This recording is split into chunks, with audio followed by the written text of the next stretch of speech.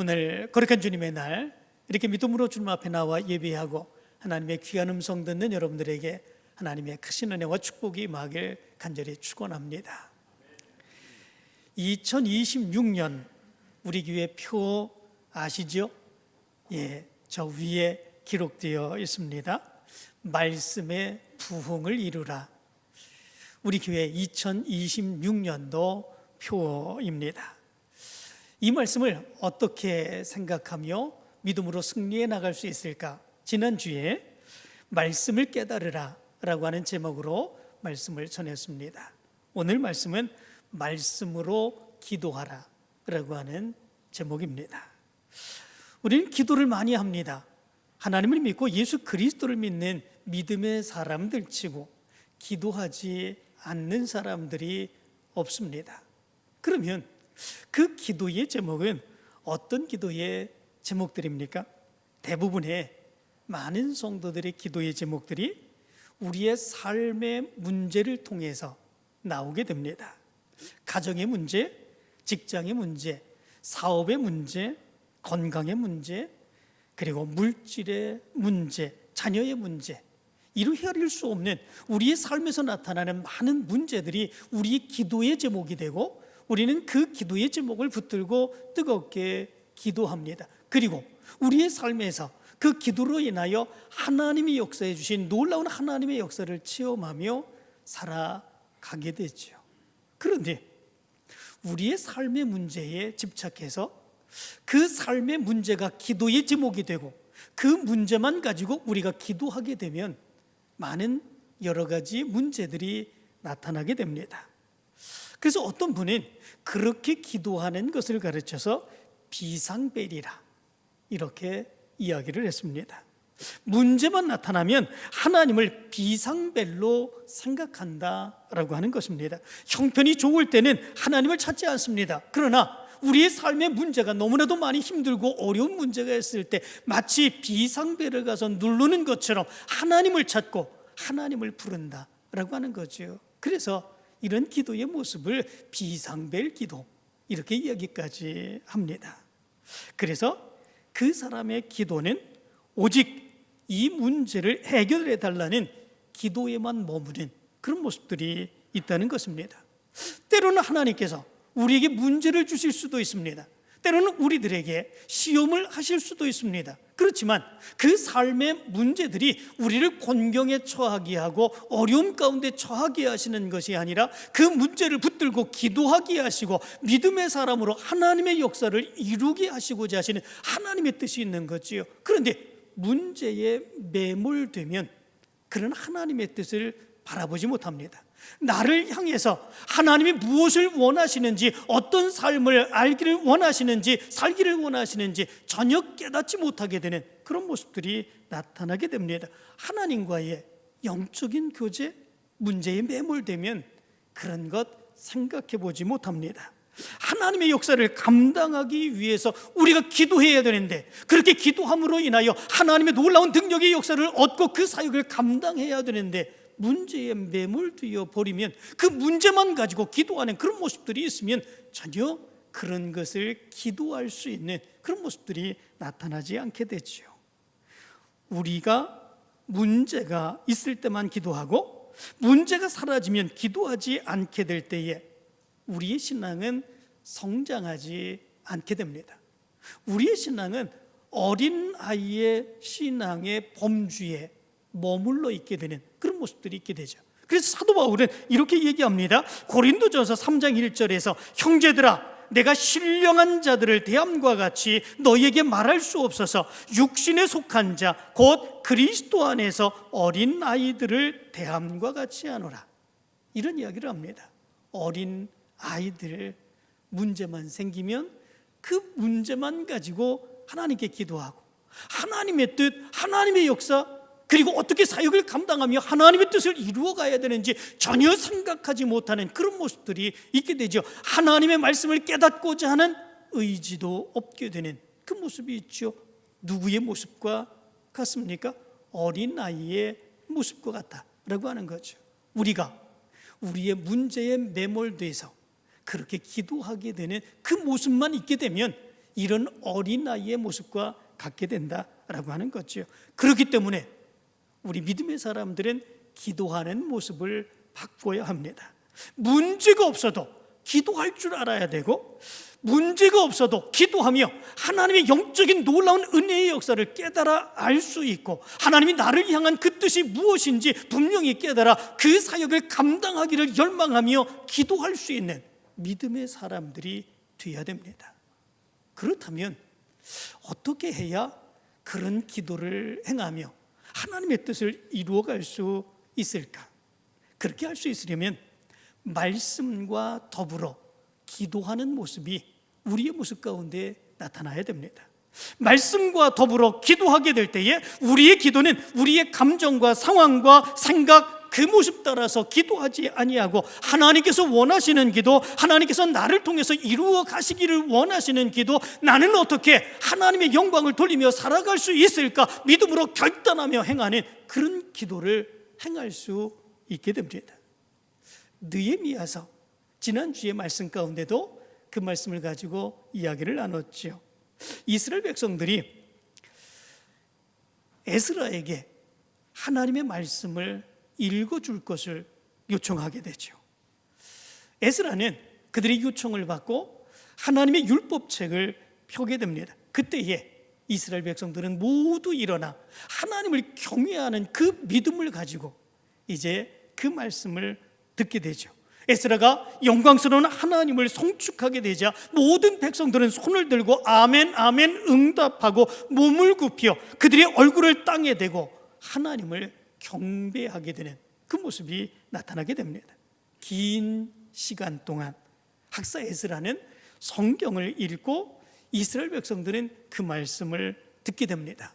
그리고 에스라 곁에서는 하나님의 말씀을 붙든 믿음의 사람들이 하나님의 말씀을 깨닫지 못할 때 그 말씀을 해석하여 주어서 그 말씀을 해석하고 깨달아 알 수 있도록 풀어서 설명해 주는 그 모습이 있게 됩니다.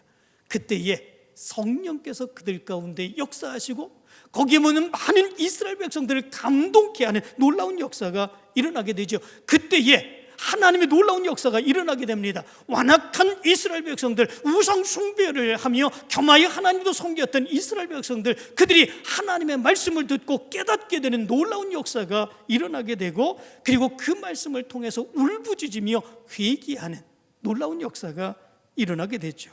그리고 오늘 본문 말씀 가운데 보면 이스라엘 백성들은 에스라와 더불어 말씀과 더불어 기도하는 기도의 집회로 나아가게 되는 것을 보게 됩니다. 오늘 본문 말씀 가운데 보면 이렇게 말씀을 합니다. 그달 29날에 이스라엘 자손이 다 모여 금식하며 붉은 비옷을 입고 티끌을 무릅쓰며 모든 이방 사람들과 절규하고 서서 자기의 죄와 조상들의 허물을 자복하고 이날에 낮 4분의 1은 그 제자리에 서서 그들의 하나님 여호와의 율법책을 낭독하고 낮 4분의 1은 죄를 자복하며 그들의 하나님 여호와께 경배하는데, 오늘 성경 말씀 가운데 보면 말씀을 들은 이스라엘 백성들이 어떻게 그 말씀 가운데에 반응하는지 기록해 주고 있는 것을 보게 됩니다. 하나님의 말씀을 듣게 되고 그 말씀을 깨닫게 되자 지금까지 기도하던 그 기도와는 전혀 다른 그 기도의 모습이 그들 가운데 나타나고 있는 것을 보게 됩니다. 지금까지 그들의 기도는 어떤 기도였겠습니까? 그들의 삶의 문제를 가지고 기도하는 그런 기도였었겠지요. 뿐만 아니라 그들은 그들의 삶이 잘 되기를 원하며 우상도 함께 겸하여 섬기고 하나님도 섬기는 그런 모습들이 있게 되었지 않았습니까? 그 모습 가운데서 그들이 기도한 것, 그것은 무엇이겠습니까? 문제를 해결해 주시옵소서. 내 문제가 너무나도 힘들고 어렵습니다. 내가 형통하게 해 주시옵소서. 내가 잘 살게 해 주시옵소서. 그 문제만을 놓고 기도하는 그 기도가 그들의 기도가 아니었겠습니까? 그런데 하나님의 말씀을 듣고 그 말씀의 놀라운 능력의 역사를 깨닫게 되자 그들의 기도는 변하게 되는 그 모습이 있게 됩니다. 1절과 2절은 이렇게 말합니다.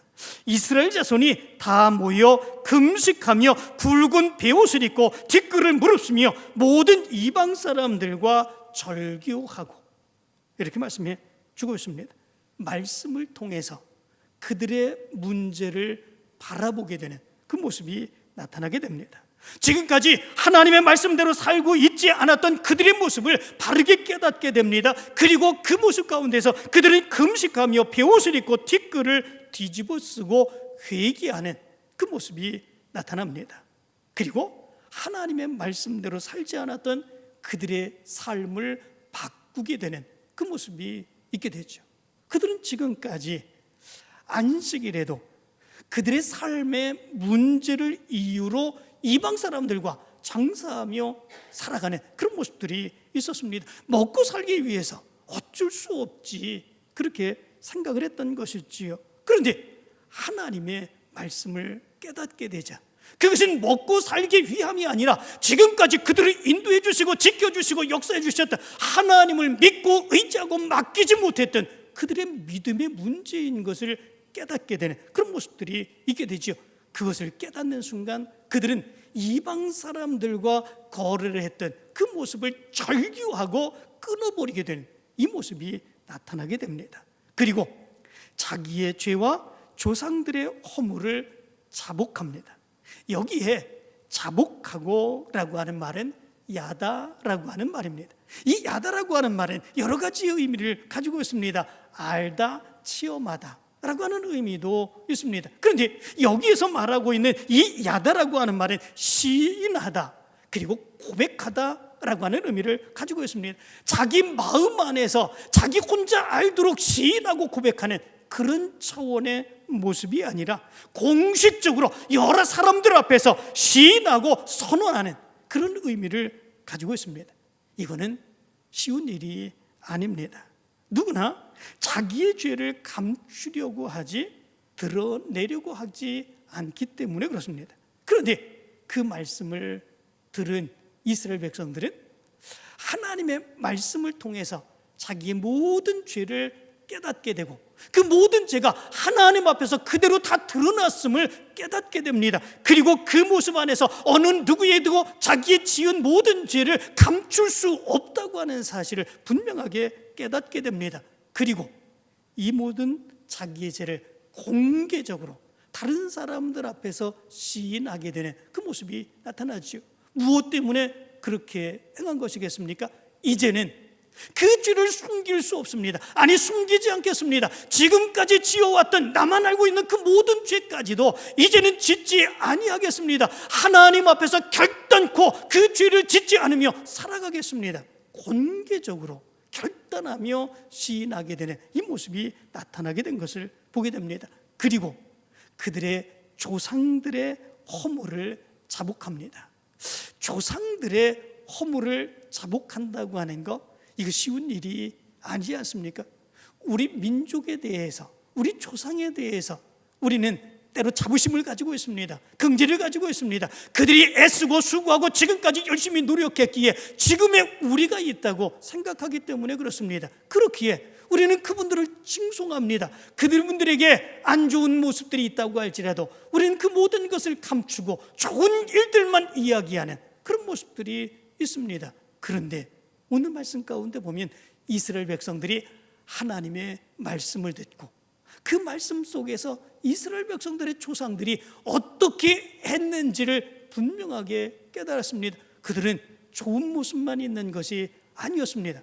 하나님의 놀라운 은혜를 체험했으면서도 하나님의 은혜 가운데 있으면서도 그들에게 문제가 생기면 부족하기만 하면 늘 그들은 원망했습니다. 불평했습니다. 하나님이 계신지 아닌지 그것에 대해서 의심하는 그런 모습들이 있었습니다. 이것이 그들의 조상의 문제였습니다. 바로 그 문제를 그들은 자복하는 그 모습이 있게 되었습니다.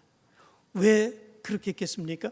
조상들의 허물을 자복한 그 이유는 가만히 보게 되니까 조상들의 죄악의 모습이 지금 여전히 자기들의 모습 가운데서 짓고 있는 죄악의 모습임을 그들은 분명하게 알고 깨달았기 때문에 그렇습니다. 안타까운 그 마음으로 조상들의 허물을 자복하고 그 죄악의 모습이 지금 그들 가운데 있다고 하는 사실을 모든 사람들 앞에 자복하는 이 모습이 나타나게 된 것이죠. 그리고 3절의 말씀은 이렇게 말합니다. 이날에 나 4분의 1은 그 제자리에 서서 그들이 하나님 여호와의 율법책을 낭독하고 나 4분의 1은 죄를 자복하며 그들이 하나님 여호와께 경배하는데 쉬운 일이 아니죠.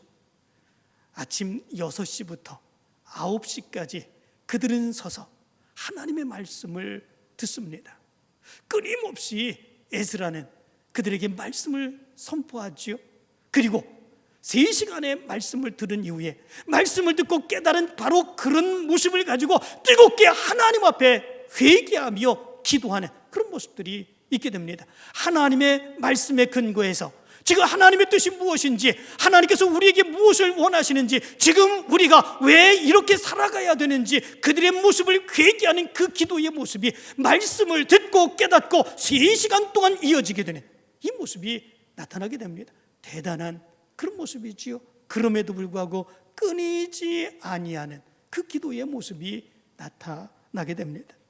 이런 모습들을 보게 될 때에 진정한 기도의 모습, 그것은 하나님의 말씀을 듣고 깨달음으로 시작된다라고 하는 것을 알 수 있게 됩니다.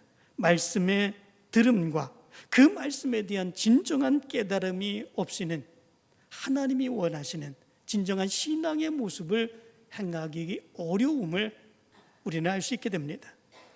이런 모습을 볼 때 말씀과 기도는 서로 분리되어 생각할 수 없습니다.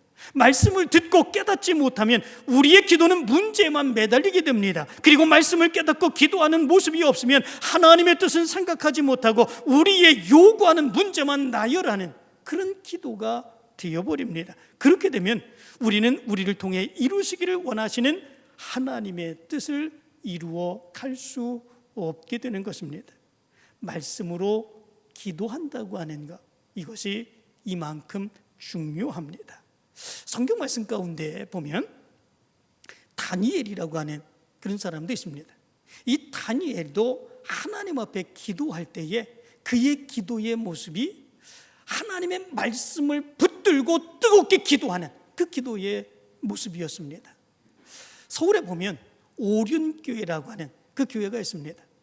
이제 3월부터 우리 교회에 크리스천 이미징 코칭이라고 하는 그런 믿음의 훈련을 우리가 행하게 되는데, 그 오륜교회의 그런 이제 믿음의 일꾼들, 전문가들이 7명이 오셔서 우리 교회에서 이제 크리스천 이미징 코칭, 하나님의 형상을 회복하는 그런 훈련, 이것을 행하게 됩니다. 그런데 그 오륜교회를 중심으로 해서 다니엘 기도라고 하는 그런 기도를 합니다.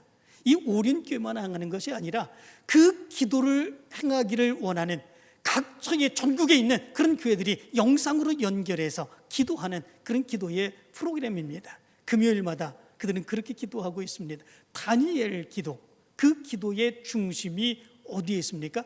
하나님의 말씀을 붙들고 기도하는, 바로 거기에 있는 거죠.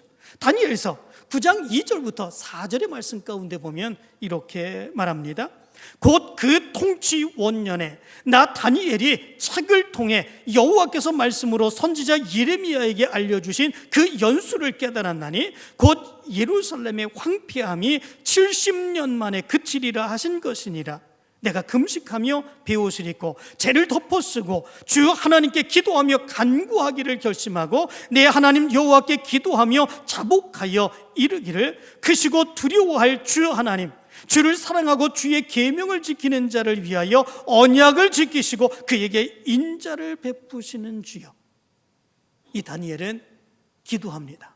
그런데 그의 기도의 모습이 어디를 통해서, 무엇을 통해 나타납니까? 그가 너무나도 삶이 어렵기 때문에 그렇습니까? 그에게 문제가 생겼기 때문에 그렇습니까? 그가 도저히 감당할 수 없는 그런 어떤 문제가 그에게 나타났기 때문에 그렇습니까? 그런데 그것이 아니었습니다. 이 다니엘은 예레미야 선지서를 읽다가 예루살렘의 황폐함이 70년 만에 그치리라 라고 하는 말씀을 보게 됩니다. 이스라엘 백성들이 너무나도 큰 어려움을 겪었죠. 바벨론에 의해서 철저하게 망하게 되었고, 그리고 이스라엘 백성들이 그 모두 끌려 바벨론 포로로 잡혀오게 되었고, 거기서 나라 잃은 그 괴로움과 고통 가운데에 그들은 살아갈 수밖에 없게 되었습니다. 그런데 하나님의 말씀을 읽다 보니까 하나님께서는 그 포로된 그 기간의 제한을 한정시켜 주셨죠. 70년 만에 그치게 하신다.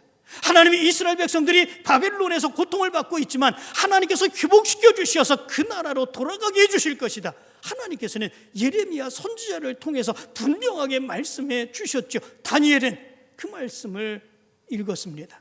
그 말씀을 깨닫고 하나님이 약속해 주신 그 말씀을 분명하게 믿었죠. 그리고 그 말씀을 붙들며 기도하기 시작합니다. 금식하며 기도합니다. 이스라엘 백성들의 모든 죄악의 모습을 회개하며 기도하는 그런 모습들이 있게 됩니다. 그리고 그 기도의 모습으로 인하여 이스라엘 백성들이 정말로 바벨론 포로로 잡혀간 이후에 말로 다 할 수 없는, 우리가 인간이 생각할 수 없는 그런 방법으로 하나님의 나라 예루살렘으로 돌아오게 되는 놀라운 역사가 일어나게 되었죠. 하나님의 말씀을 붙들고 그 말씀이 분명하게 이루어질 줄로 믿으며 그 말씀을 가지고 뜨겁게 기도했을 때 하나님의 말씀에 놀라운 능력의 역사가 나타나게 된 거죠. 야곱도 기도를 합니다. 그 야곱이 기도할 때에 그 야곱의 기도의 모습은 하나님의 약속, 그 약속을 기억하고 기도하는 그 모습이 있었습니다. 야곱이 그 아버지를 속이죠. 그리고 그 형 에서를 속이죠. 그리고 대신 아버지의 축복의 기도를 받게 됩니다. 그 형 에서가 분노를 하여 야곱을 죽이고자 하지 않습니까? 결국은 야곱은 외삼촌 라반의 집으로 도망을 하게 됩니다. 거기에서 큰 거부가 되는 그 모습이 있게 되죠. 자기의 아내들과 그리고 자식들 그리고 많은 재물을 이끌고 이제 고향으로 돌아오게 됩니다. 그럴 때에 그 형 에서가 군사 400명을 이끌고 이 야곱을 맞이하기 위해서 온다고 하는 소식을 듣게 되죠. 엄청난 일이죠. 그 이전에도 형 에서로 인하여 죽을까 두려워 이 외삼촌 라반의 집으로 도망했던 야곱이 아닙니까? 너무나도 두려운 그런 모습들이 있게 됐죠. 그 모습 가운데에 바로 이 야곱은 자기와 함께한 그런 사람과 양과 소, 낙타를 두 떼로 나누게 되지요. 그리고 한 떼를 치면 한 떼가 도망하게 될 바로 그런 계획을 세우게 됩니다.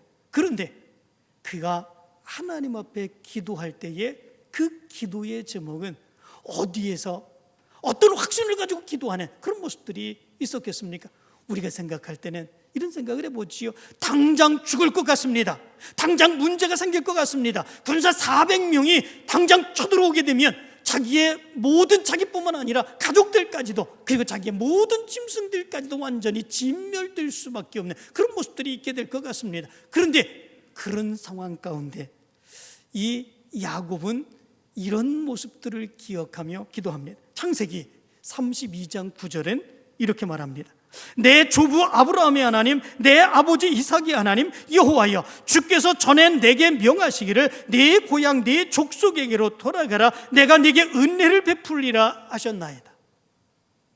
그때에 약속하셨던 하나님의 약속을 기억하며 기도합니다. 창세기 32장 12절의 말씀은 이렇게 말합니다. 주께서 말씀하시기를 내가 반드시 내게 은혜를 베풀어 네 씨로 바다에 셀 수 없는 모래와 같이 많게 하리라 하셨나이다. 주께서 말씀하시기를 하나님이 말씀하셨습니다. 하나님께서 이렇게 축복해 주시기로 약속해 주셨습니다. 하나님의 말씀을 근거로 그런 어려움 가운데서 야곱은 하나님의 말씀을 붙들고 기도하는 그 모습이 있게 됩니다. 그리고 그는 32장 11절에서 이렇게 기도합니다. 내가 주께 간구하오니 내 형의 손에서 에서의 손에서 나를 건져내 주시옵소서. 내가 그를 두려워하면 그가 와서 나와 내 처자들을 칠까 겁이 나기 때문이니이다. 이렇게 기도합니다. 이 기도를 가만히 보게 되면 이 야곱의 기도에 무엇이 우선인지 생각해 보시기 바랍니다. 지금 당장 어려움 가운데 빠졌습니다. 군사 400명을 데리고 이 에서가 이 야곱에게로 야곱을 만나기 위해서 옵니다. 그러면 불안하죠, 두렵죠. 그럴 때에 이 야곱이 먼저 기도한 거, 하나님, 내가 너무 두렵습니다. 내가 너무 힘듭니다. 이 많은 그런 가족들과 재산들 어떻게 이것이 완전히 다 진멸되도록 하나님이 그대로 남겨두시겠습니까? 하나님, 나를 살려주세요. 내가 힘들지 않게 해주세요. 야곱은 이렇게 기도하지 않았습니다. 하나님이 베델에서 약속해 주셨던 그 약속, 내가 너를 지킬 거다. 네 자손이 번성하게 해주실 거다. 그 약속을 믿고 하나님이 약속해 주셨지 않습니까? 하나님의 말씀이지 않습니까? 하나님 그 약속을 지켜주시기를 원합니다. 이것이 야곱의 기도였던 것을 보게 됩니다. 야곱은 하나님의 약속을 믿었습니다. 야곱은 하나님의 말씀을 믿었습니다. 그 말씀을 믿고 지금의 어려움의 상황에 문제를 놓고 하나님께서 역사해 주시기를 간절히 간구하는 그 기도의 모습, 이것이 야곱의 기도였습니다. 말씀과 기도는 이처럼 엄청난 의미가 있는 것을 보게 됩니다. 말씀은 하나님의 뜻을 우리에게 알게 하십니다.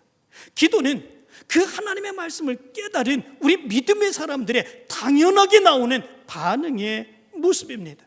절대로 말씀과 기도가 따로 될 수 없습니다.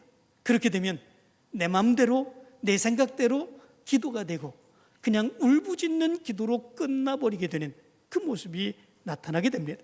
말씀과 기도는 하나가 되어야 합니다. 그럴 때에 하나님께서 원하시는 기도를 행하게 되고 하나님께서 기뻐하시는 삶을 살아갈 수 있는 우리의 모습이 되는 것입니다. 정말 중요한 것은 말씀과 기도가 하나이지만 더 우선되어야 되는 것, 그것이 무엇입니까? 말씀입니다. 하나님의 말씀을 깨닫는 거죠. 말씀을 듣고 깨닫게 될 때에 우리의 마음은 하나님의 성령을 통해서 감동을 받게 됩니다. 그 말씀을 통해서 우리의 기도의 방향이 정해지는 그런 모습들이 있게 됩니다. 그 말씀을 통해서 우리는 부르짖게 되고 하나님의 놀라운 역사를 이루기 위하여 믿음으로 담대하게 나갈 수 있게 되는 놀라운 역사가 이루어지게 됩니다. 그리고 우리는 기도의 사람이 되며 하나님의 역사를 이루게 되는 믿음의 사람들이 되어갑니다. 말씀이 없이는 기도도 온전한 기도가 될 수 없습니다. 그래서 하나님께서는 잠언서 28장 9절에서 이렇게 말씀합니다. 사람이 귀를 돌려 율법을 듣지 아니하면 그의 기도도 가증하니라. 이렇게 말씀해 주고 있습니다. 다시 한번 말씀을 드립니다. 사람이 귀를 돌려 율법을 듣지 아니하면 그의 기도도 가증하니라. 사람이 세상의 문제에 귀를 돌리고 기도하게 되면 자기의 문제에만 매몰되게 되는 그런 모습들이 있게 됩니다. 그런데 그 귀를 돌려서 하나님의 말씀에 귀를 기울이고 그 말씀에 따라 기도하는 모습이 되어야 된다는 거죠. 그렇지 않으면 그의 기도가 어떤 기도가 된다는 겁니까? 가증한 기도. 가증하다고 하는 게 무엇입니까? 하나님이 보실 때에 혐오스럽다는 거죠.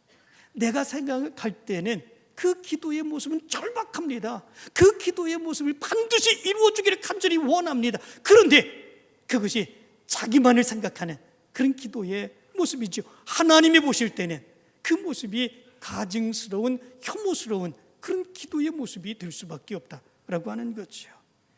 이 모습을 가만히 생각해 보면 올 한 해 우리가 어떻게 기도해야 될까라고 하는 것을 분명하게 생각할 수 있게 됩니다. 말씀의 부흥을 이루라. 말씀의 부흥의 역사가 우리에게 어떻게 나타나야 되겠습니까? 하나님이 우리에게 들려주시는 그 말씀을 더 사모하며 듣고 그 말씀을 깨닫고 그 말씀대로 기도하는 가운데에 하나님의 놀라운 능력의 역사가 말씀의 부흥의 역사로 우리에게 다가오게 될 줄로 믿습니다. 올 한 해는 말씀의 부흥이 말씀에 의해 기도하는 여러분들을 통해서 우리 교회를 통해서 드러나게 되길 간절히 축원합니다.